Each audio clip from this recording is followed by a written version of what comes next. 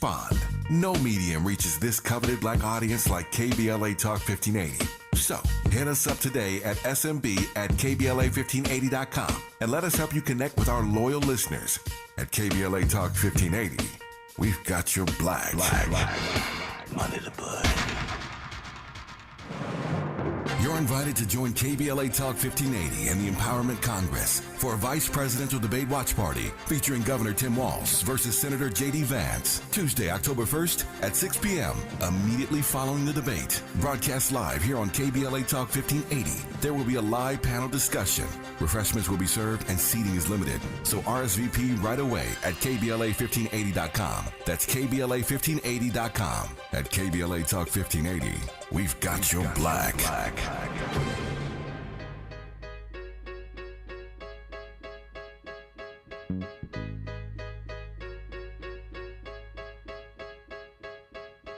I need a dollar, dollar, dollar, that's what I need. Hey, hey. Well, I need a dollar, dollar, dollar, that's what I need. Hey, hey.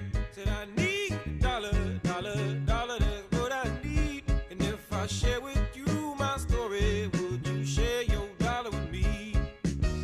Bad times are coming and I reap what I done sowed. Hey, hey.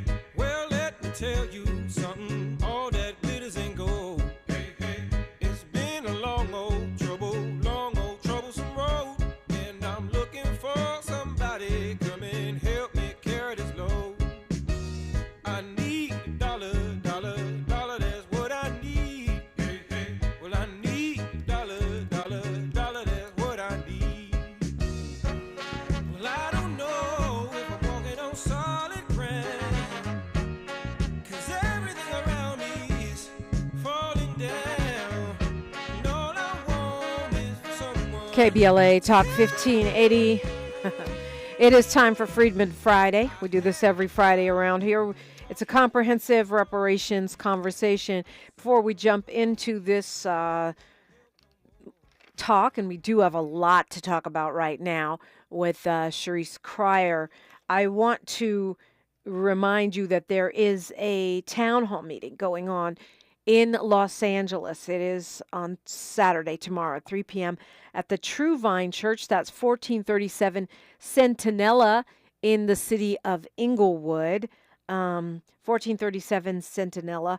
And it starts at 3. And this is if you want to get involved or you want an update.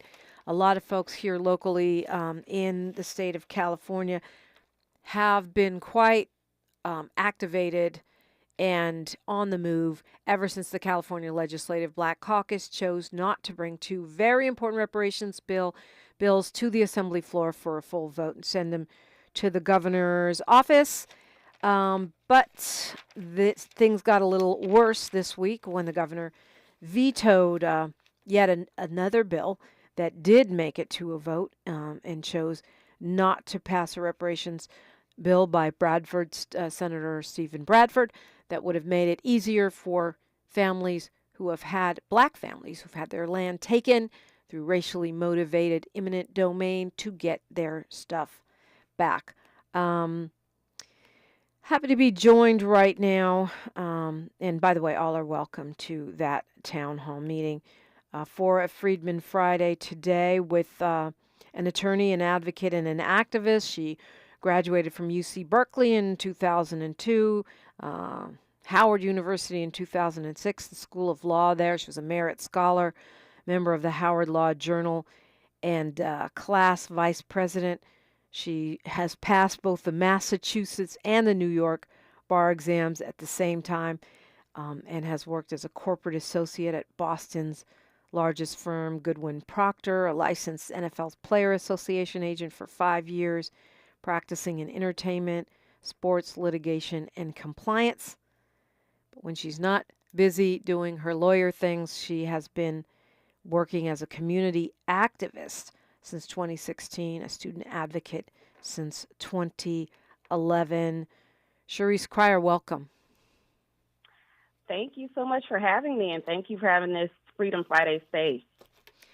Yeah, I'm pleased to have it. I've learned so much just talking with folks since we started this in January, and then when the situation in California turned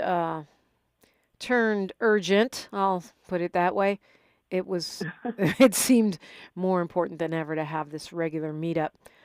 Um, so tell me what you make of where we are right now. I mean, I think the response to the tanking of those two bills by the California Legislative Black Caucus has been strong. People very, very up in arms. And now 1050, with the governor vetoing that. What do you make of where we are at this point? I think we are in a place, we were better than we were when we went to the Capitol on August 31st. We now have national attention on what is going on with reparations or what's not going on with reparations in the state of California. And we are having a national and international discussion about what is next. So that's where we are. I love that spin. It's true.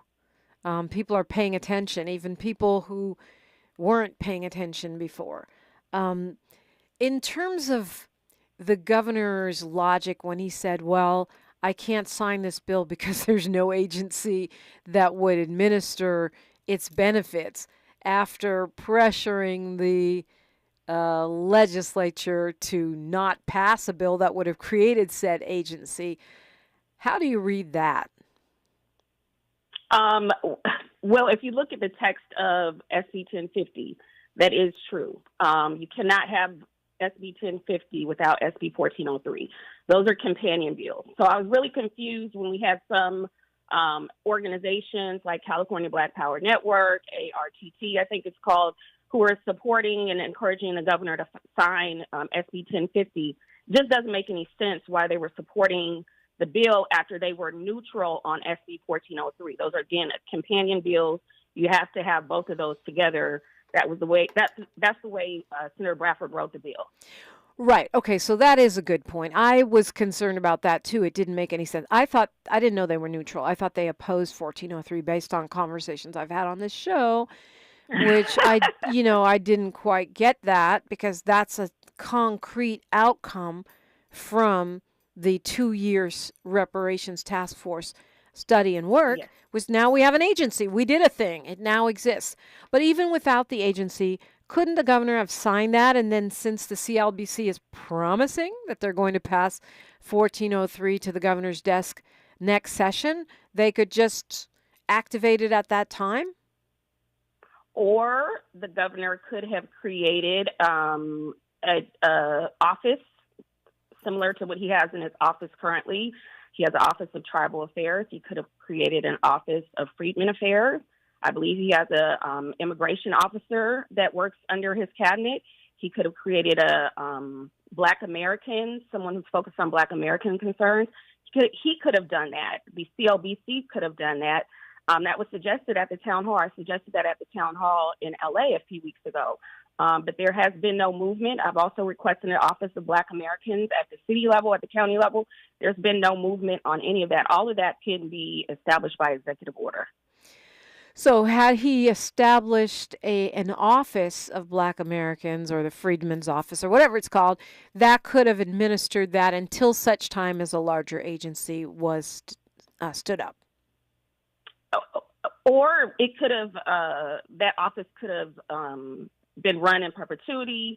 They could have amended SB 1050 to fit in with, an office under the governor's cabinet. So there were a lot of options that they could have taken.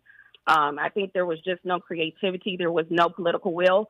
After Senator Lola Smallwood-Suevas was on your show, I actually reached out to her office. I reached out to her chief of staff to explain why this could be done by executive order, or to encourage the governor to, revisit or have a special session on reparations or the reparations bills. And I received no response. Still nothing. Nothing. It's as if we don't exist, as if we haven't been sending letters, we haven't been sending phone calls. Reggie Jones Sawyer is my representative. I voted for him, and during the task force hearings, he said, my constituents, and I quote, my constituents don't want an agency. And I said, wait a minute, I'm your constituent and I'm here. And I have been advocating for a Freedmen's Bureau or something akin to that. At the federal level since at least 2018, 2019. So you can't say that's not something that your constituents don't want. You were at the Capitol, as were Yes. have been many people I've been talking to. How would you characterize the interaction between the lawmakers and the folks that were there to advocate for reparations, the constituents? It was disrespectful from the legislatures. From the time I hit the Capitol, on the elevator, I ran into, I think, Assemblymember Nguyen. I recognized her from watching the Assembly hearings online, and I spoke to her literally as soon as I got in the elevator. My 30-second pitch. Hey, we're here for AB 1331 and AB 1403, or sorry, SB 1403. Can you please bring our bills to the floor? Every legislator, every Assembly member that passed by me, I asked them the same thing, and we were ignored.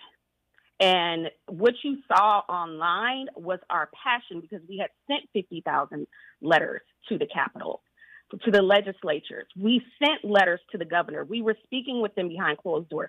CJEC did an excellent job. Shout out to them of lobbying and attending the hearings and taking up meetings. But we were calling the offices of the legislature. They knew who we were. As a matter of fact, the sheriffs who were at the Capitol knew what we were there for, and we were dialoguing with them. In my opinion, we were very respectful. If you see, there was a crowd there, but people had to walk in and out. There were a lot of lobbyists there. There were sheriffs there, and they did at one point come and tell us to calm down, but no one was removed. No one was asked to leave. So I don't, this notion that we were threatening or harassing, I mean, that's ridiculous. If you look in July, there were protesters at the Capitol in the legislature, and they interrupted the legislative session. They were protesting about Palestine, and they were escorted out. None of that happened with us. So again, this notion that we were disruptive or aggressive or harassing, that's absolutely absurd. We need to be given minimum the same respect that you give everyone else that comes to the Capitol, but we weren't bothering anyone. Do you think so? Is that what the governor was referring to? I thought he was talking about online response. So if we do talk about online response, again, this grassroots movement in California, for the people I know, for myself, number one, we have too much to lose to be engaging in any online harassment and threats. But if you're a public official, if you're a public elected official, your office phone number, your email, your office email address, your location is public. And if anyone's private information is being put out, I would call that doxing. Then that is a offense, that is a crime, and it should be treated as such. And I have not heard or seen any legislature go to the police or to the FBI, et cetera, and file a complaint.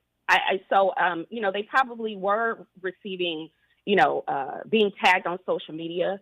But again, if there's anything that went, too far left or it was threats, that's something that needs to be referred to law enforcement. But our group does not engage in the grassroots movement that I have been a part of does not engage in threats or harassment. To be honest, what I saw on tape did not rise to the level of harassment in any way. To me, it looked like a protest. It looked Right. like, and not even a hardcore protest, more of like a, hey, we want to talk to you about this type protest. Like, hey, we came here for our reparations bill.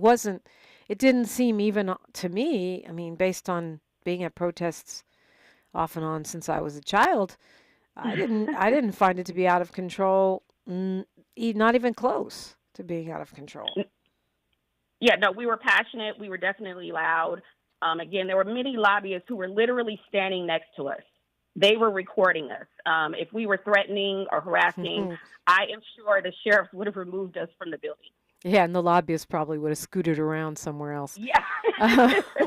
We're talking with attorney Cheryce Cryer, and it is a Freedmen Friday. I want to, talk about what's happening this weekend at this yet another meeting, and where we're going or how these calls to action are progressing as we get more information and we get a little bit more perspective. All that straight ahead on KBLA Talk 1580. She's reclaiming her time on KBLA Talk 1580. More First Things First with Dominique DiPrima when we come forward. Are you coughing a lot, especially at night? Are you often short of breath? Are you using your rescue inhaler often? These could be signs that your asthma is not under control.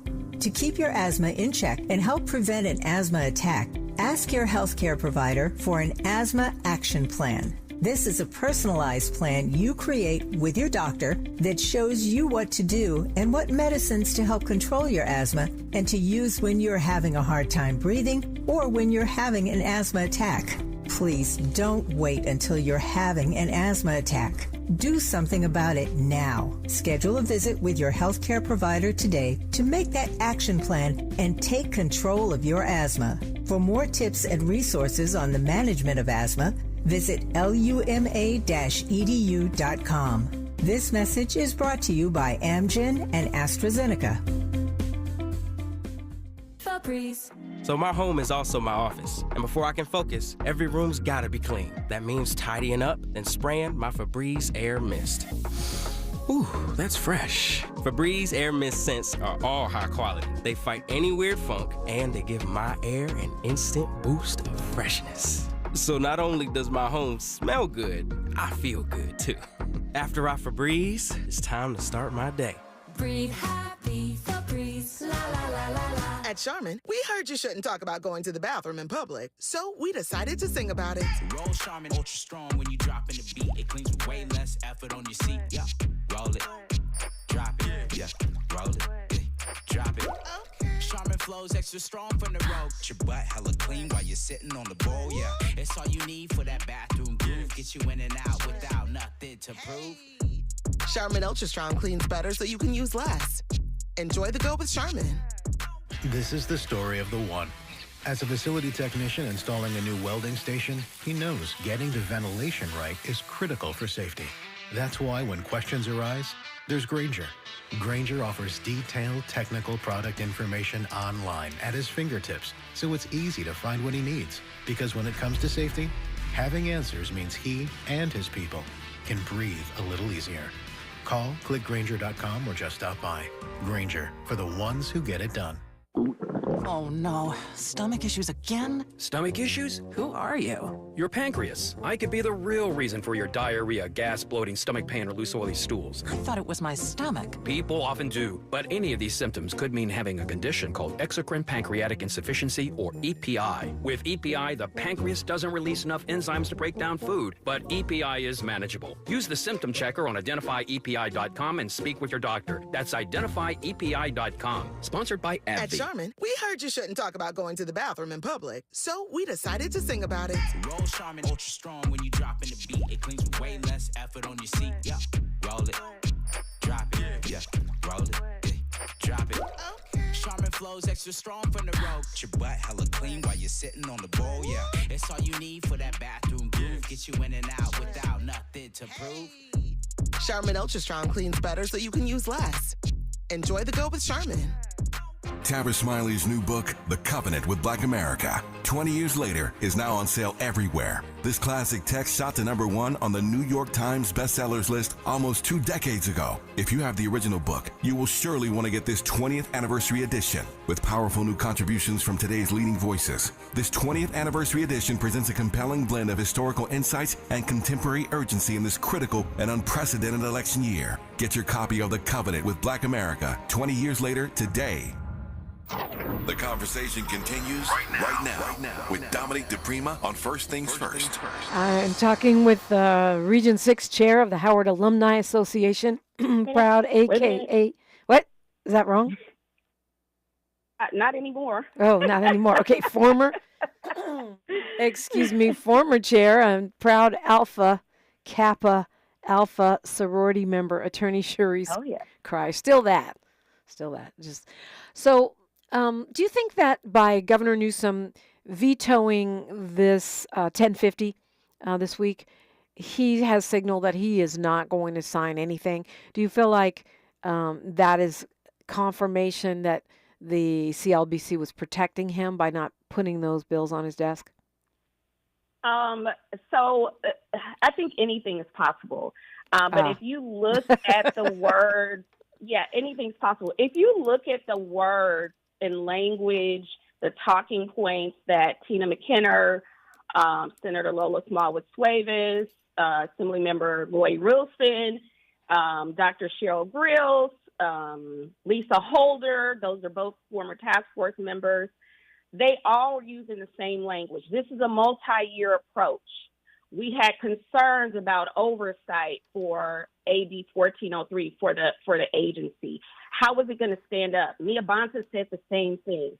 How what does the oversight look like? All of them used all of that language. So they were all talking to one another about the Bureau. And according to Senator Bradford, he got word that there were concerns about the Bureau, and they wanted some, Roy Wilson approached him, I believe, about amendments to that bill during the DNC. And I find it interesting that I also attended the DNC because I went there to advocate for a Black agenda, right? But there was no indication to me that there was any issue.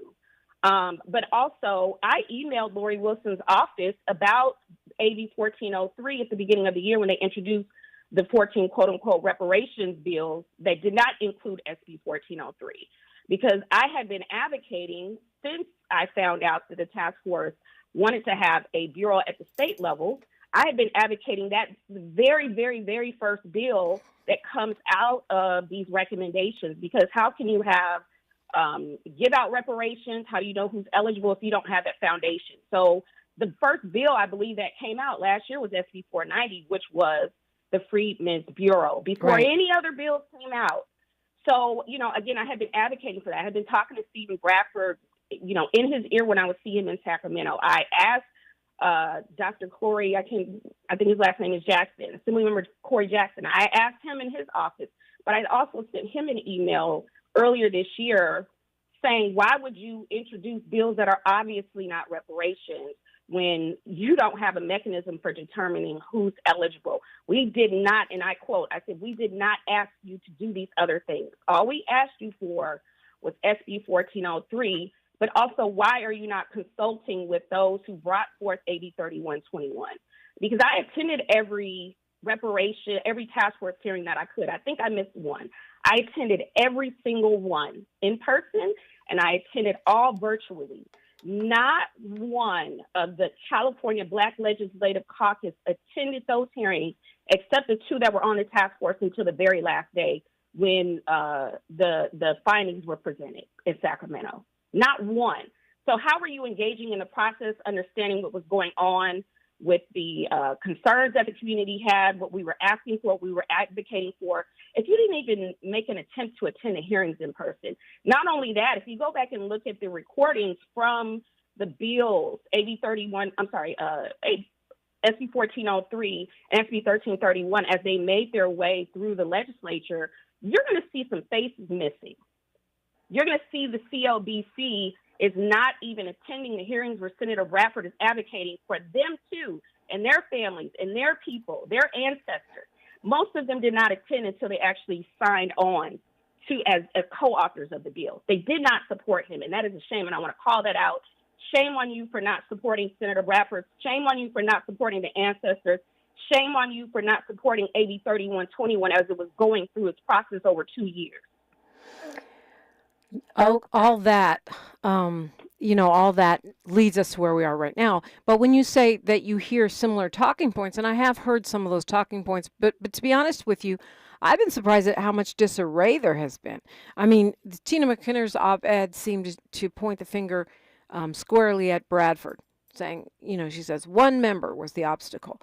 When Senator Lola Smallwood Cuevas was on the show, she was talking about oversight, and she was talking about a multi-year process, like you said, and how basically what I took away was that she felt we didn't understand what we were talking about, which was interesting. And then, others have said, Isaac Bryan talked about unity and how he backed the bills, but he didn't want to break from the CLBC because he felt like they needed to be a united front. And the press has speculated that they were protecting the governor. Those are four different stories. Even though we may hear recurring talking points, I felt like they really didn't give a clear answer about why they did what they did or didn't do what they didn't do. I think I'm reading between the lines. Yeah. And well, you're an attorney. I am a lawyer, right? I am a lawyer, and I'm seeing what's being said and what's not being said. And for me, the major 4 talking points that they keep mentioning, they've had a conversation. They issued a letter while we were at the Capitol on August 31st. They issued a letter to the public saying we would not be bringing SB 1331 and SB 1403 before the legislature. So again, there was a conversation, and I don't know if I want to call it collusion because they are a committee, and they probably did take a vote, but they did not have the conversation with the grassroots. By way of background, again, I have been advocating for the reestablishment of the Freedmen's Bureau since at least 2020, and that is on record with the Beverly Hills Bar Association. When I presented on reparations in November of 2020, I have a letter to the HR 40 Commission telling them that they need to tighten up the eligibility for their commission and also to look at establishing a bureau to, put forth any recommendations that come from HR 40 that come from the commission to pay out reparations. And also, I provided public comment to the reparations task force on more than one occasion. Number one, I said we need to look at domestic policy. We don't need to be looking at UN, what the UN says in those 5 pillars of restitution or reparations, because number one, those are aspirational. But number two, the U.S. has the best policy and the best precedent, because if this goes to the Supreme Court, those are the cases they're going to be citing to. Who was paid reparations in the past? Those are things we're going to be citing to. Yes, we might cite to the UN 5 pillars in a brief, but I don't believe those 5 pillars have been implemented anywhere for reparations, for slavery, et cetera. So we need to, number one, look at domestic policy. But again, I've been advocating for a bureau. And what I told the task force is this looks like, and I told Stephen Bradford, and you can see he said this before, this can be modeled after the Bureau of Indian Affairs. And what do we have? Hold that thought, Attorney. Hold that thought, Attorney Cryer. I got a hard out here for news, traffic, and sports, but we'll continue on the other side. KBLA Talk 1580. The station you turn to when you've had it up to here with cultural incompetence. KBLA Talk 1580. I'm Mike Moore. Here's the latest from the Black Information Network. Vice President Harris is scheduled to visit the southern border today for the first time since she became the Democratic nominee for president. Former President Trump is criticizing Harris's visit. He said she could have fixed the border issues as vice president. The International Longshoremen's Association is threatening to go on strike unless there's a new contract. Analysts say it could be the most disruptive walkout to the United States economy in decades. More than 1 million people are without power in Florida after Hurricane Helene made landfall Thursday night. That's according to tracking site poweroutages.us. The overall total in the Southeast is around 2 million, as tens of thousands of customers in Georgia and the Carolinas are also without power. And that's the latest. I'm Mike Moore from your 24/7 news source, the Black Information Network, and BINnews.com. Hey, pool season fanatics, your summer persona is calling. It's time for sun-soaked party scenes at MGM Grand, new luxury cabanas at Bellagio, and sandy beach living at Mandalay Beach. Show off your poolside, only with MGM Rewards. Visit MGMRewards.com for details. This is the KBLA Sports Minute with Ray Richardson. The Dodgers continued their dominance of the National League West Division. They captured their 4th straight division title and 11th in 12 years with a 7-2 win Thursday night over the Padres. The Angels ended up on the wrong side of history Thursday after a 7-0 loss to the Chicago White Sox. The Angels got swept by the worst team in Major League Baseball this season. The White Sox have lost 120 games, tying them with the 1962 New York Mets for the most losses in a season. The Angels needed only 1 win in the 3-game series to make the White Sox the worst team in MLB history, and they couldn't get it done.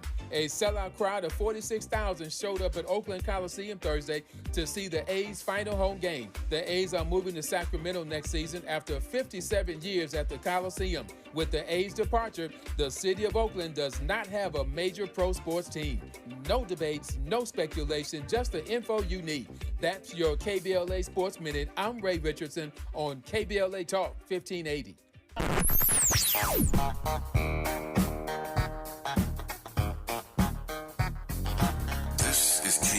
Talk 1580. Talk radio. That's music to your ears. We're unapologetically progressive. KBLA Talk 1580.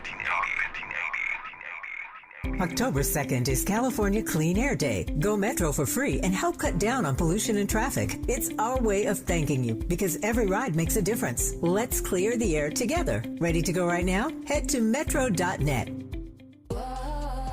My friends swim no matter the season, but my moderate to severe plaque psoriasis can sometimes take me out of the moment. Now, thanks to Skyrizi and clear skin, count me in. With Skyrizi, Risankizumab Riza, a prescription-only 150 milligram injection for adults who are candidates for systemic or phototherapy. 3 out of 4 people achieve 90% clear skin at 4 months.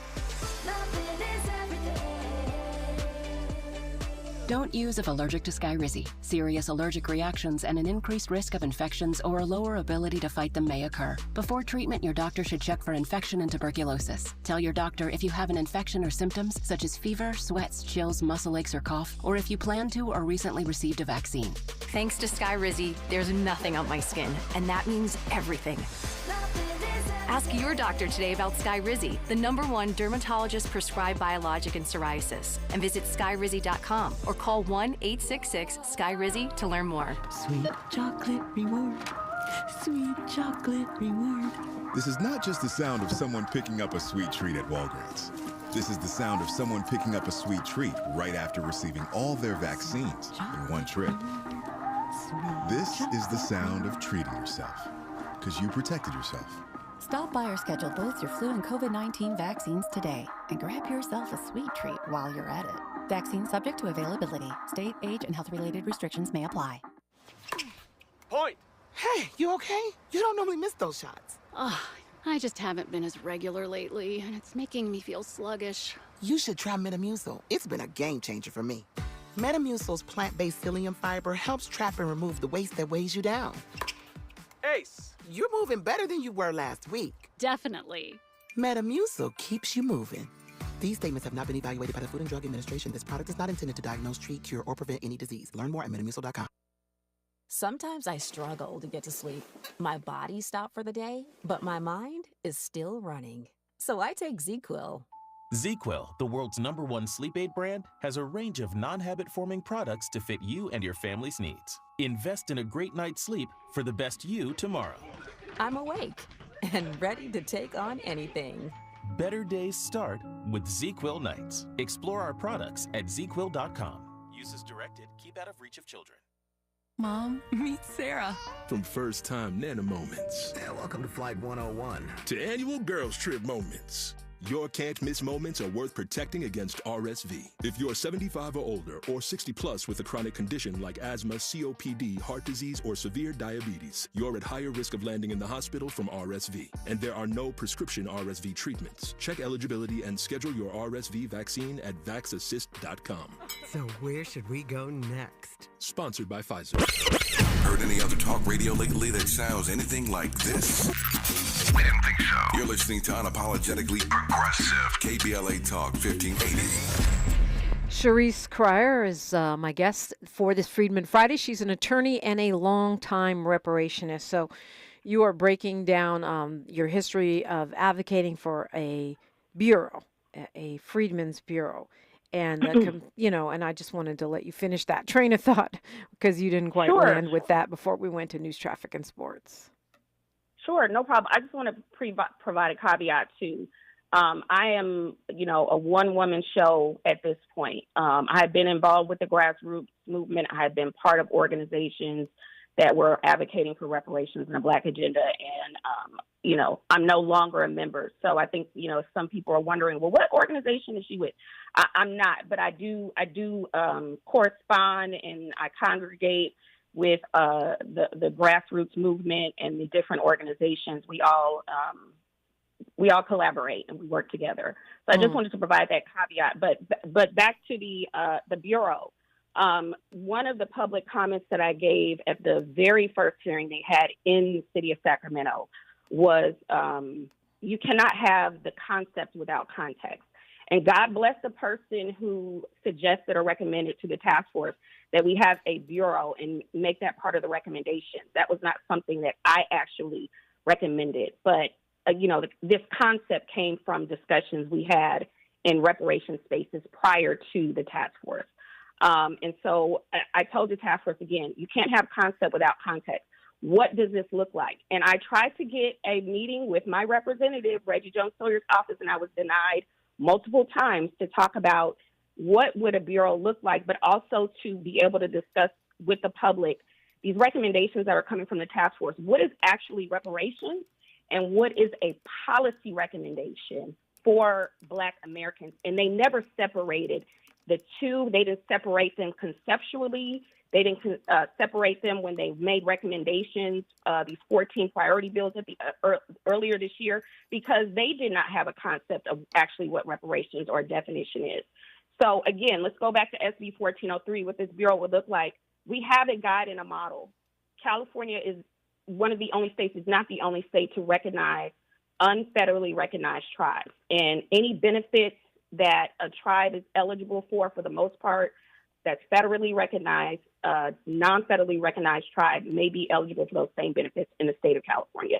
So, the way the Bureau of Indian Affairs, which is a federal agency, interacts with our tribal state agency, that is the model, and that is what I gave public comment about. Reggie Jones Sawyer did look, Google while we were sitting there, and he said, oh, I see what you're saying now, because there's all these subdivisions in the BIA, again, also the Bureau of Indian Affairs. But no one sat down and had a conversation with me about that synergy.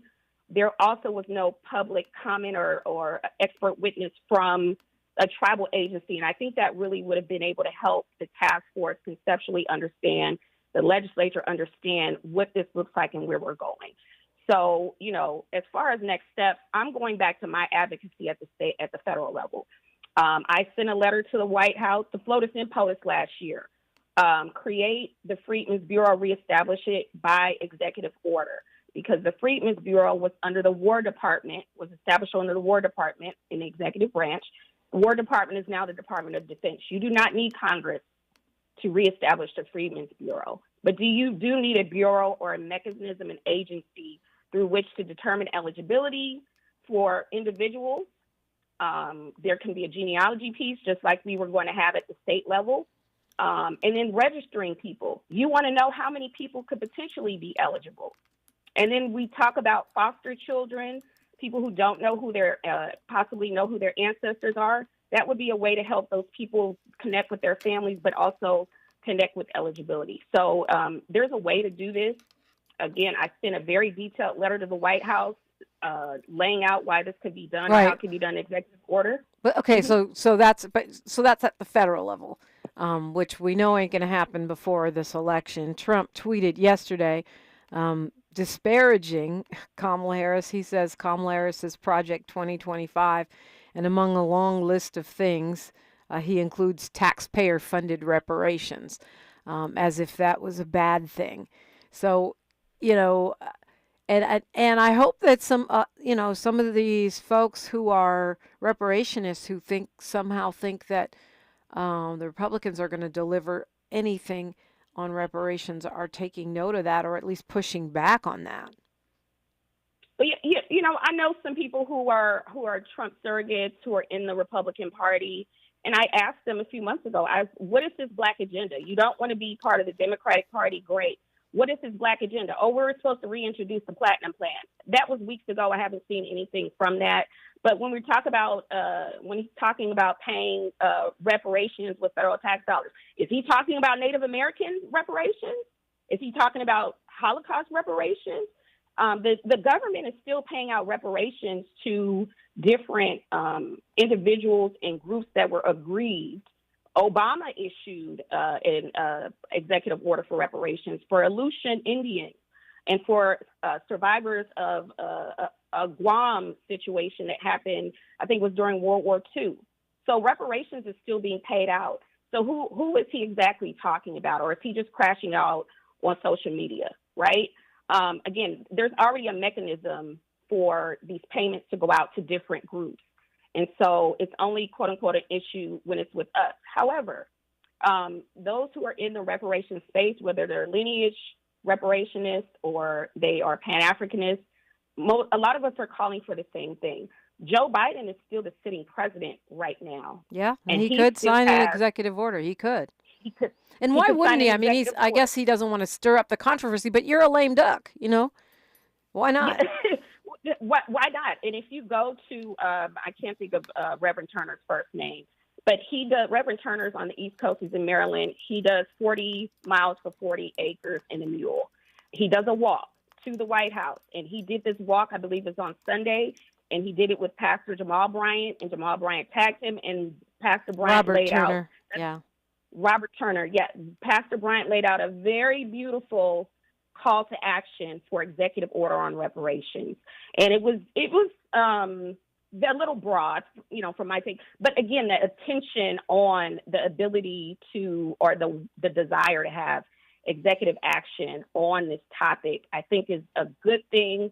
We have more people talking about reparations than ever. We have presidential candidates talking about reparations. I don't know if I've heard Trump mention the word reparations if he was talking about for Black Americans before, but you know, there was a dinner that he was hosting a few months ago for, you know, Black Republicans, and one of the things he said is, "You all built this country." So, you know, the acknowledgement, recognition is there. They know what this is about. This is not about giving reparations. They know what it's about. And even though you're right, he doesn't say that he's disparaging reparations for Black people. He just says reparations. But it's in the context of talking about VP Kamala Harris, and, you know, racist affirmative action is also on that list. So we know who he's talking about. He's trying to scare his base by saying Kamala Harris is going to give away money to Black people through reparations. I mean, so some of the people who are close to the campaign, Mark Carter, that should be either you know, I don't know if it's a dog whistle, red flag, white flag, green flag. Those should be some things that those people address because the conversation has been happening. I know there was a meeting of Black Republicans over the summer, I believe, in Florida, and that question was asked. That is I believe, on the hearts and minds of most Black Americans. The question is, do our representatives have the political will to actually really do the right thing by us? We have been the mules of America for 400 years. And you want us to save democracy. I'm tired of hearing that. Black people, we got to save democracy. Black people, it's your Black job to vote. And I agree with that. I agree with voting. That is not my Black job. That is my civic obligation to vote. But we should not be considered the mules of America. You want us to save this and save that, be in solidarity for this cause and that cause. All of these people who are asking us to be in solidarity, who have benefited from what our ancestors did, whether it's by policy, by replicating what we've done, et cetera, they need to be lobbying for us, with us, being allies with us, for us, asking, what can I do to help you get this justice claim? Because this is a justice claim. It is a debt owed. And again, the Republicans know this. I was able to have a peaceable conversation in person with Bill Staley, Assembly Member Bill Staley. I was not the first person, but I was the second person that asked him to introduce those bills.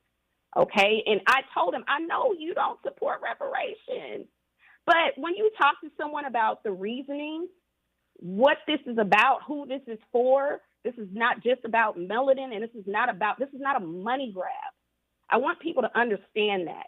The folks in the diaspora too. This is not a money grab. This is a debt owed. This is a debt that needs to be repaid. It is past due. Cash the check, right? So the Republicans understand that. And I think some people are scared on the other side of the ticket, on the Democratic side. Oh, it's not popular with them. There are many things that are not popular with them. Open borders is not popular with them. Abortion is not popular with them. You know, continuing to fund Ukraine is not popular with them. And even to some extent now Israel. But what are we seeing this week? Executive orders to give more weapons or support to Israel. There have been many executive orders. Biden has gone around Congress to give more weapons to Israel in 2024. You can go around Congress to give us reparations because you need to take care of home first before you go out and take care of everybody else. talking with attorney Cheryce Cryer. It is a Freedmen Friday around here, KBLA Talk 1580. More of First Things First with Dominique DiPrima when we come forward. Have you heard of the 50-30-20 rule? This can help you spend and save your money wisely. So, how does it work? Distribute your dollars into 3 buckets. 50% towards needs, 30% towards your wants, and 20% goes to savings. Use this tool to help your journey to financial success. Sponsored by J.P. Morgan Chase & Company. With reported hate crimes rising in recent years, California has responded through outreach efforts across state government and in collaboration with community-based organizations for the launch of CA versus Hate. This non-emergency, multilingual hate crime and incident reporting hotline provides an anonymous reporting option for victims and witnesses of hate acts reported in 15 different languages through the online portal and in over 200 languages when calling the hotline. Report anonymously by calling 833-866-4283, Monday through Friday from 9 a.m. to 6 p.m. or online at any time at cavshate.org. Looking for a purposeful and passionate way to make a difference in your community? Volunteer with our Senior Medicare Patrol and help prevent Medicare fraud. S&P volunteers work in their community, educating peers about healthcare fraud and how to prevent and detect it. Free training starts soon. Check us out online or at an S&P open house near you. We're on a mission to stop fraud. Join our team. You make a difference. Visit ca-smp-volunteer.org. Substance use disorder and addiction is so isolating. And so, as a Black woman in recovery, hope must be loud. It grows louder when you ask for help and you're vulnerable. It is the thread that lets you know that no matter what happens, you will be okay. When we learn the power of hope, recovery is possible. Find out how at startwithhope.com. Brought to you by the National Council for Mental Wellbeing, Shatterproof, and the Ad Council.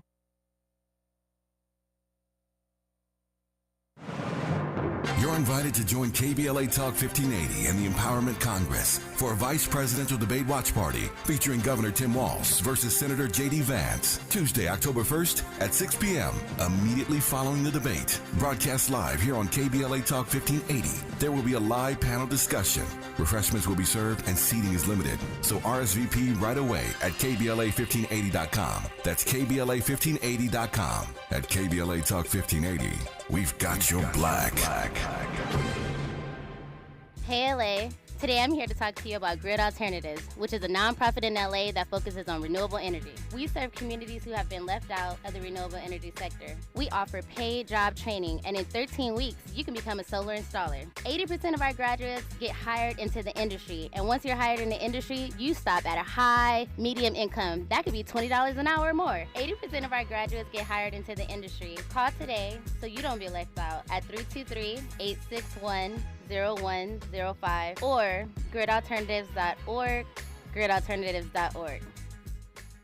Tabitha Smiley's new book, The Covenant with Black America, 20 years later, is now on sale everywhere. This classic text shot to #1 on the New York Times bestsellers list almost 2 decades ago. If you have the original book, you will surely want to get this 20th anniversary edition with powerful new contributions from today's leading voices. This 20th anniversary edition presents a compelling blend of historical insights and contemporary urgency in this critical and unprecedented election year. Get your copy of The Covenant with Black America 20 years later today.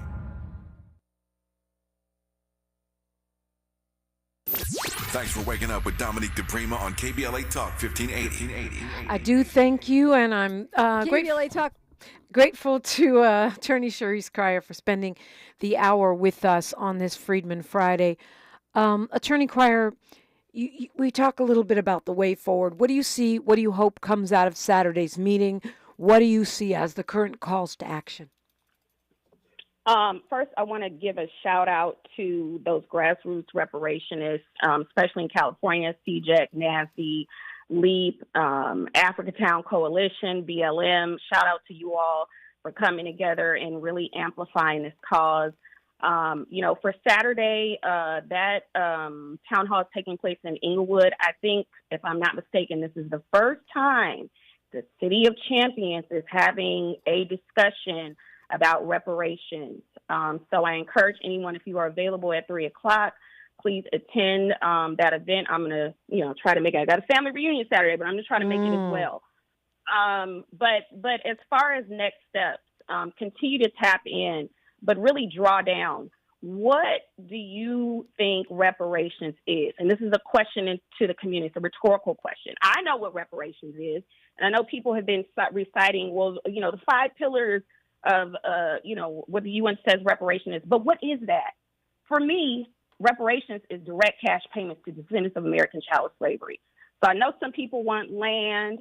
You got to think about, I'm trying to be quick, Bruce's Beach. And everyone says, oh, they gave the land back. They gave the land back. Okay, well, you can breathe. We got a little bit of time here. Okay, they gave the land back. We're talking about, today, SB 1050. They gave the land back. But what did the county, what were they able to give the Bruce family? They were able to give them what they had. And some of that land was already developed. People may be living on portions of that land. They had the sand. They had the sidewalk. They may have had a public park. I'm saying this is what the county owned that was, probably within the limits of where Bruce's Beach was.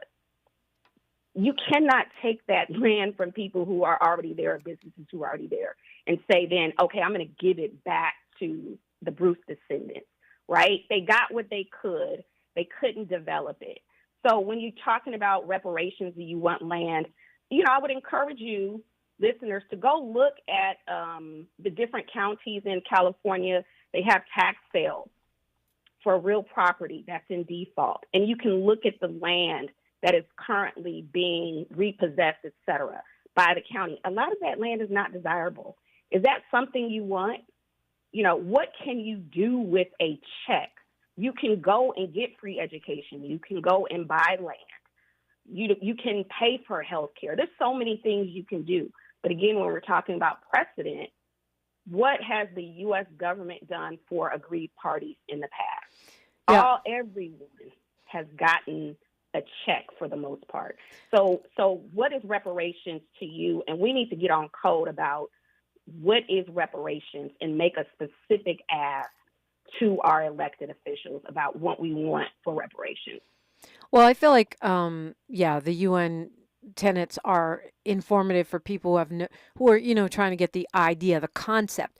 When you talk about specifics, there was a great study. It was published in the Washington Post out of Harvard, where they talk about all the mechanisms and how efficient the U.S. really is at giving reparations when they decide to do so. I thought that was quite instructive, because I do think that it is a quote-unquote multi-year process, not to parrot a talking point. Right. But that means total repair. That's a comprehensive reparation. Right. But to me, it's not even legit if you don't include cash payments within that ecosystem of repair. Right. You're not serious if you're not talking about cash. And again, this is not a money grab. This is a debt owed. And so I think that's a great point you brought up about the Harvard. Yes, the U.S. has a great example and continues to be a great example.